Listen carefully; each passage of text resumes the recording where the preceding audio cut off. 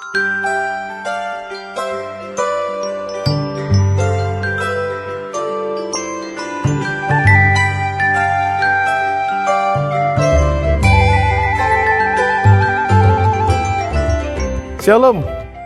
sahabat GPIB. Kembali kita dalam program Morning Call bersama saya Pendeta Joshua Hendrikson Siregar yang saat ini melayani di GPIB Jemaat Gibeon Rumbai, Pospelkes Agape Kempas Jaya. Marilah sebelum merenungkan kebenaran firman Tuhan, terlebih dahulu kita bersatu dalam doa. Mari kita berdoa. Tuhan Yesus yang Maha Baik, kami mengucap syukur atas penyertaan dan pertolongan Tuhan dalam ziarah kehidupan kami hingga saat ini. Pada saat ini ya Tuhan, kami mau mendengarkan dan merenungkan kebenaran firman Tuhan. Kami memohon tuntunan kuasa Roh Kudus-Mu Tuhan, agar kami dapat boleh memahami dan dengan sungguh-sungguh hati melakukannya dalam kebenaran hidup kami hari lepas hari. Inilah doa dan harapan kami kepada Tuhan Yesus Kristus sumber kehidupan, kami telah berdoa. Amin. Sahabat GPIB, pembacaan kita pada pagi hari ini dalam program Morning Call terambil dari Mazmur 129 ayat pertama hingga ayat yang ke-8, yang menyatakan Lembaga Alkitab Indonesia dalam terjemahan baru 2 memberikan judul Harapan akan Kesesakan dari Kelepasan, Nyanyian Ziarah. Sudah cukup mereka menyesakan aku sejak masa mudaku, hendaklah Israel berkata demikian. Sudah cukup mereka menyesakan aku sejak masa mudaku, tetapi mereka tidak dapat mengalahkan aku. Punggungku dilukai para pembajak, mereka memanjangkan alur bajak mereka. Tetapi Tuhan itu adil, Ia memotong tali-tali orang fasik. Biarlah semua orang yang membenci Sion dipermalukan dan dipukul mundur. Biarlah mereka seperti rumput di atas sotoh yang menjadi layu sebelum dicabut, yang tidak digenggam tangan penyabit atau dihimpun oleh penuai, sehingga orang-orang yang lewat tidak akan berkata, berkat Tuhan atas kamu, kami memberkati kamu dalam nama Tuhan. Demikianlah pembacaan Alkitab. Opa, Oma, Bapak, Ibu, Saudara-saudari, dan adik-adik yang mengasihi dan dikasihi Tuhan, selamat mengingat dan merayakan kelahiran Yesus Kristus Sang Juru Selamat, dan selamat melanjutkan ziarah hidup di tahun 2026 ini. Kiranya dua momen peristiwa yang baru kita lewati ini ada makna yang kita ambil dalam hati dan jiwa kita, yaitu tentang ketenteraman dan kenyamanan yang bisa menguatkan perjalanan hidup kita ke depan. Dari dua momen ini, pertanyaannya menjadi titik temu untuk kita merasakan perjumpaan dengan Tuhan, atau kita merasakan tidak ada apa-apa dalam ibadah kemarin, tidak merasakan makna apa-apa dalam peribadahan Natal dan Tahun Baru. Dan yang kedua, apakah itu juga menjadi titik temu dan titik tengkar antara sesama kita manusia? Adakah dari momen Natal kita merasakan kehangatan, kebersamaan, dan kasih yang semakin kuat dengan sesama? Atau terjadinya pertengkaran dan pertikaian?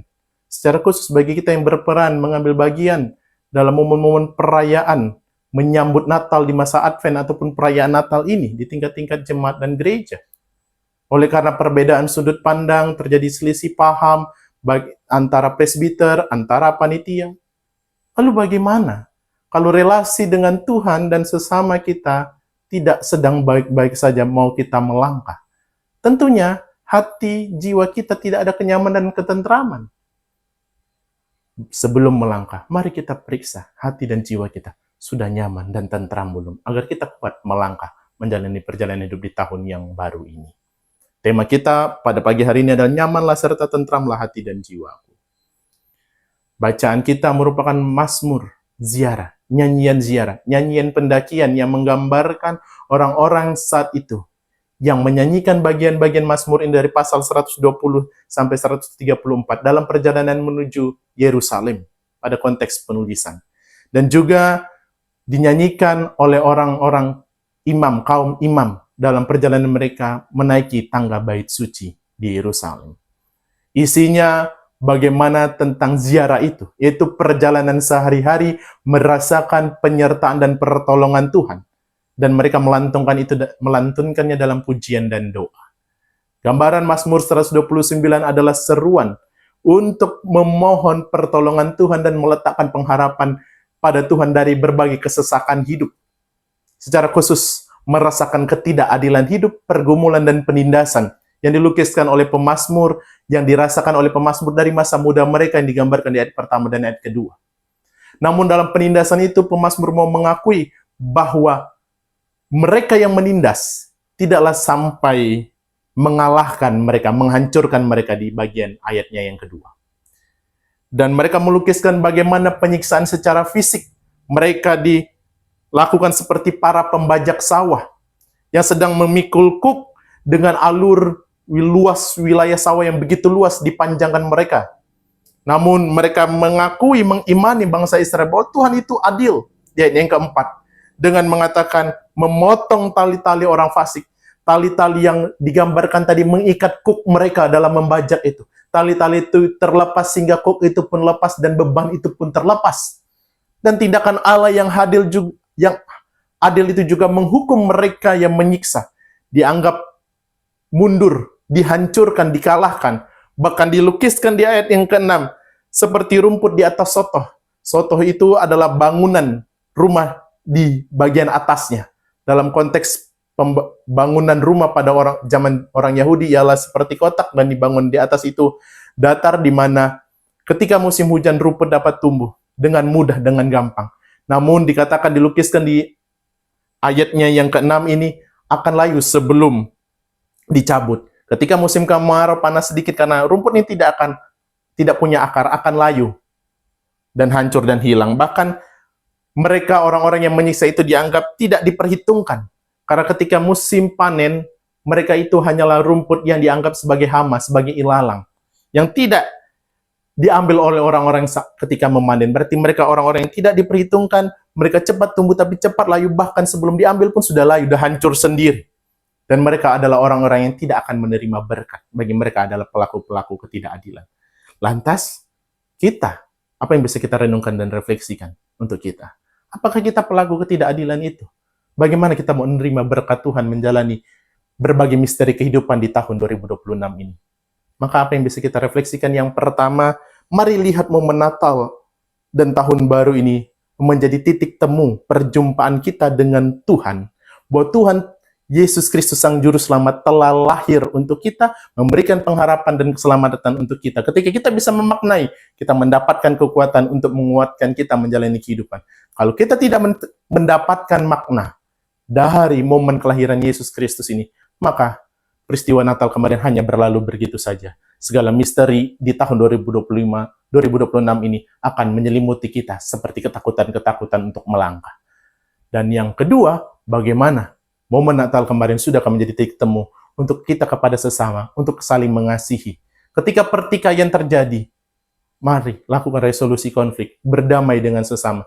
Jadikan momen Natal, jadikan pemberian diri segala tugas dan tanggung jawab di hari raya Natal kemarin untuk memuliakan Tuhan, bukan memuliakan diri sendiri. Sehingga pertikaian itu seharusnya bisa dilepaskan dan dilupakan. Maka refleksi yang selanjutnya ialah ketika Yesus sudah lahir, maka lahirkanlah dia di dalam rumah kita. Buatlah rumah, hati dan jiwa kita adalah rumahnya Tuhan. Rumah ada dua hal, ada dua sisi. Dalam bahasa Inggris, home atau house. House ialah bangunan hanya secara fisik. Hanya kita meletakkan Tuhan melalui dekor-dekor Natal kemarin. Kita menampilkan dekor yang luar biasa. Tapi Yesus tidak lahir dalam rumah secara home, secara suasana. Kita tidak mampu menghangatkan, menciptakan kasih Tuhan dalam hati kita, hati dan jiwa kita. Yesus tidak lahir. Karena kita hanya fokus pada hal-hal bangunan, hanya fisik. Agar kelihatan Natal gereja ini, jemaat ini, kita ini, dekorasi di rumah, dekorasi di gereja, begitu luar biasa, begitu hebat, begitu mewah, begitu megah. Tapi Yesus sesungguhnya tidak lahir dalam suasana hati kita. Kita pun akan kehilangan momen Natal dan Tahun Baru ini pun menjadi ketakutan untuk kita melangkah. Maka ketika Yesus sudah lahir, lahirkanlah Yesus dalam hatimu, dalam rumahmu, dalam home-mu. Bukan sekedar host. Sehingga rumah itu ditinggali, dihidupi, bukan ditinggalkan. Dikasih tinggal, dibiarin aja. Maka momen Natal akan berlalu begitu saja. Tapi ditinggali, dihidupi, bukan ditinggalkan.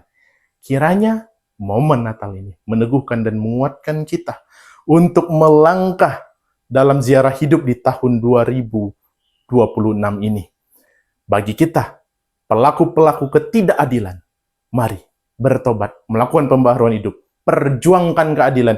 Bagi kita yang melihat ketidakadilan itu, perjuangkan keadilan itu.